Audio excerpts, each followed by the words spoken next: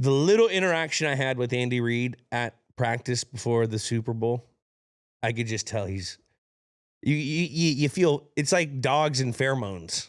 Football guys know football guys, dogs, pheromones. YouTube comment from Mirth Warolf.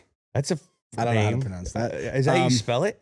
That's copy and paste. Wow. If Jules didn't play for Belichick, which coach would you have wanted to play for? Ooh, that's a good question. That's a really good question. I would have loved to play for McVay. Okay. He would have dialed up for me. Now, you guys are kind of peers. Do you think that would be a different element? I don't know. No. Like, in me in my prime? Yeah. No. I would like to play for him. Andy Reid would have been great, too. That could be fun. I mean, just the little interaction I had with Andy Reid at practice before the Super Bowl, I could just tell you feel it's like dogs and pheromones. Football guys know football guys, dogs, pheromones. I could feel it. He grabbed me and he had I saw the look in his eye, like competitor look, but like fucking like you look. Yeah. And I had the same look. You could smell 1,000-yard receiver. So yeah, I would say it's crazy. The offense. I would have liked. I like the Harbaughs both. Both, yeah, for their own ways. I really do. I like Jim and John. John, I mean, those teams were always tough. They were always tough teams, like those Baltimore teams. Then Jim is like, he's an offensive guy, but it's very rare to have an offensive head coach that has toughness. Just, it's a part of reputation. His ethos. Yeah. What I love about Jim Harbaugh is he really is that balance between kind of like the old school football, but also the new age, like more of a player's coach. He struck a nice balance there. Yeah, maybe. What about some old school guys? Bill Walsh. Bill Walsh. I used to work out with him. Really? When I was a kid, I hurt my I hurt my shoulder or something, and I was rehabbing at the Rikers Center in Redwood City.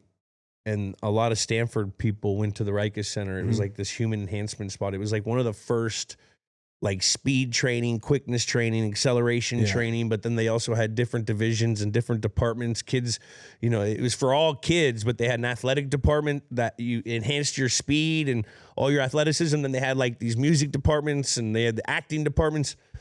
But they also had physical therapy department. And that's where Bill Walsh was rehabbing something and I was rehabbing something. And like, we very rarely, like there was a couple times where we would talk and I wish I remembered more of because I remember we had conversations and it was probably like, he probably died like 5-6 years later. Yeah. You must've been pretty young too. I was like 17. Wow. Oh, okay. 16. Wow. Could you just like aura around Bill Walsh? Just smart. Smart, like kind of Northern California smart. I get that. He reminded me of just like you could tell there's a little goofy tree huggy-ish to it. There's probably a little eccentric stuff going. Yeah. But genius. How he delivered it like Steve Jobs kind of, like a Steve Jobs kind of like.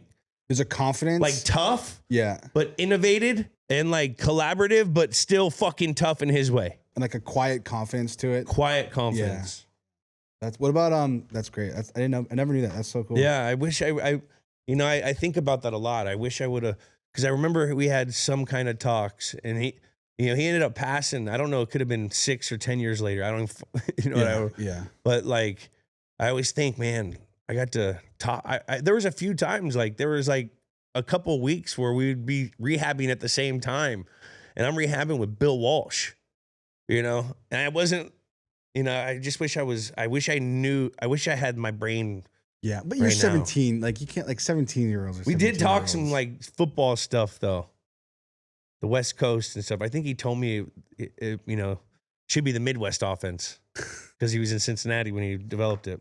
Wow. Do you think you're kind of, like, random, being from Redwood City, and that's where the 49ers were kind of like, set up in their practice facility. Do you think there's like kind of like random bumping into like the interactions with Jerry Rice at a young age and the Bill Walshes? Do you think that played into your, like, anything about your trajectory into the NFL? Like just like being around people that have done it, or Well, I was around greatness. Yeah.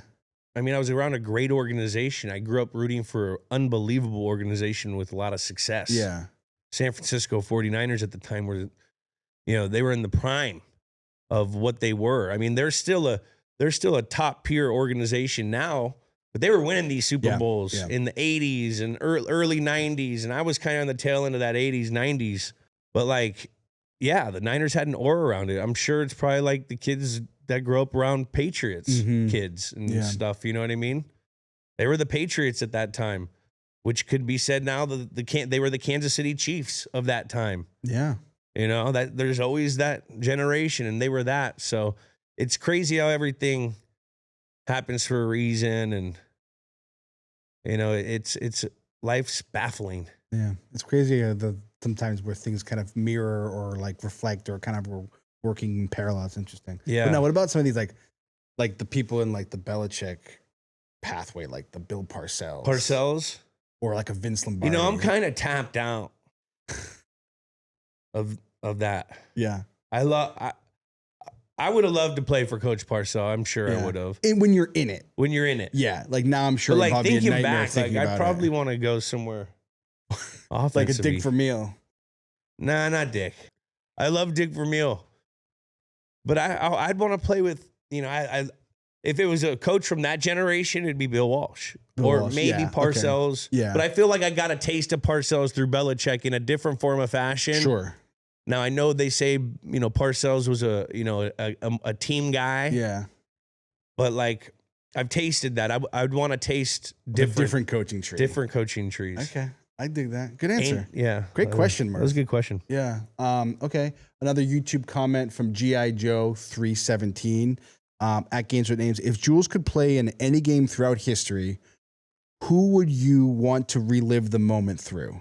So pick a game that you'd want to play in a part of that already happened, and then you get to be a player in that game. So for bad example, Tom Brady in the fucking Super Bowl 51, right? So any game from history, who would you want to be?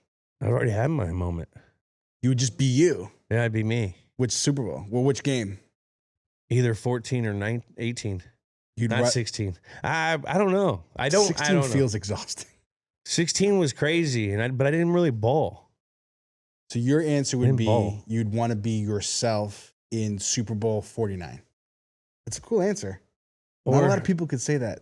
Like I'd say I'd want to be Michael Ruzioni in A Miracle on Ice. Or I want to be me. There's guys that had their other way. I mean, I'm satisfied. Satisfied. Good answer. Great question. Another good question. I bet you weren't expecting that answer, but it's a good answer. Okay, let's. Maybe I got one. Okay. Who's the guy that had the grand slam that ended a World Series walk-off or something? Wasn't there one of those? Kirk Gibson? I don't know if it was a grand slam. Like a baseball home run. Reggie Jackson hitting 3 in one game. Like something like the home run. Chicks dig the long ball. It's not even that. It's just the crack of the bat. Like you just killed the game yourself. There was a Yankee, I think. There was Aaron Boone hit a grand slam to like end the Red Sox in 2013, and then they ended up winning the World Series that year. Something Like that.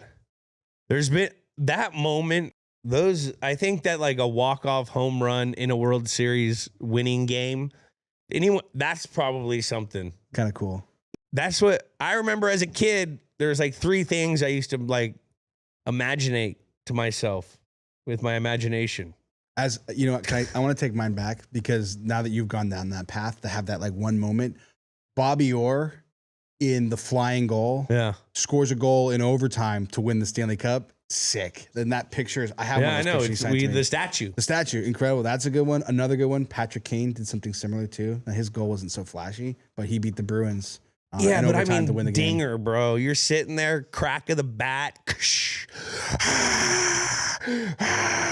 bat flip, fucking hat throw, running, you get the point.